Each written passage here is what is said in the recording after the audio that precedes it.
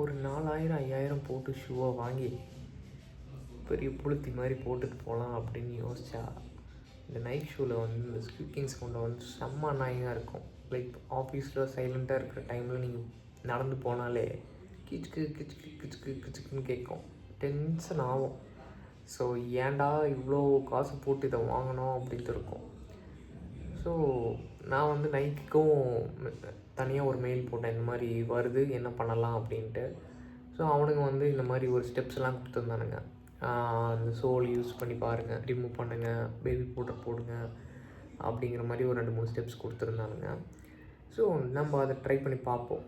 So உங்களுக்கு இது மாதிரி இஷ்யூஸ் இருந்தது அப்படின்னா கமெண்ட் பண்ணுங்கள்.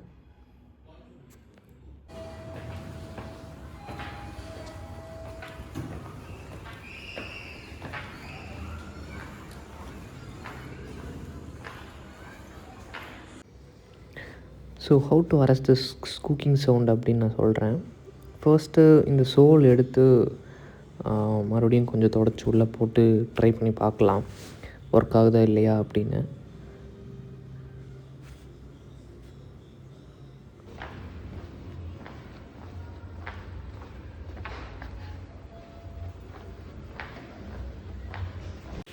கொஞ்சமாக தான் அரெஸ்ட் ஆகிருக்கு. ஸோ நம்ம இப்போ என்ன பண்ணலாம் அப்படின்னா, ஃபஸ்ட் அந்த சோலை எடுத்துகிட்டு, ஸோ பேபி பவுடர் இருக்குல்ல, ஸோ அந்த பேபி பவுடரை வந்து அந்த சோலுக்கும் கீழே இருக்கிற இதுக்கும் நடுவில் ஸ்ப்ரே பண்ணி கொஞ்சம் அப்படியே ஃபுல்லாக கவர் ஆகிற மாதிரி கொஞ்சம் தேய்ச்சிடணும். So what it would do is, so ஏதாவது சின்ன வாட்டர் மாய்ஸ்சர் இருந்தது அப்படின்னா இது வந்து கொஞ்சம் அப்சர்வ் பண்ணிக்கும், பேபி பவுடர் வந்து அப்சர்வ் பண்ணிக்கும்.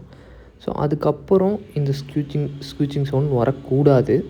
அதுக்கப்புறம் வந்துச்சு அப்படின்னா கஷ்டம். எங்கேயோ ட்ரில் பண்ணணும் அப்படின்ட்டு நான் படித்தேன். ஸோ பார்க்கலாம் இது ஒர்க் ஆகுதா இல்லையான்னு பார்ப்போம். நான் ஒரு ஷூக்கு போட்டுட்டேன் ஆக்சுவலாக.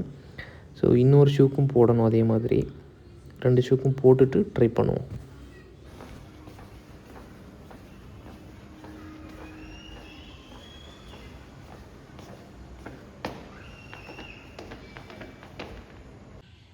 ரெண்டு ஷூலையும் போட்டதுக்கப்புறம் எனக்கு தெரிஞ்ச அந்த கடைசி வீடியோவில் ஃபுல்லாக அரெஸ்ட் ஆன மாதிரி தான் தெரியுது. மேபி நெக்ஸ்ட் டே போட்டு பார்த்தா தான் அதோட ரிசல்ட் தெரியும். So will see next day.